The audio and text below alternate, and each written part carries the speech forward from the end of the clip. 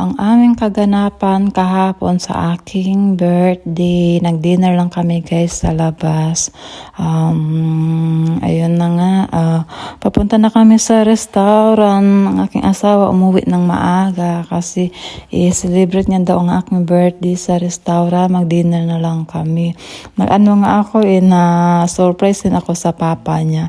Kasi yung papa niya pumunta dito sa bahay, nagdala ng gift. Nakakatuwa lang kasi naalala niya yung birthday ko. Ayun na nga, nag-ano na kami, nag-drive papunta sa city. Tapos yung mga kapatid ni Matias, nag-text din sa akin, nag-greet ng happy birthday, nakakatuwa. Ngayong year lang ako kasi di naghanda nga kasama sila. Sabi ko next time na lang, mag-restaurant na lang kami. Ayan. Kasi nagtanong sila, what daw, di daw ako handa sa aking birthday.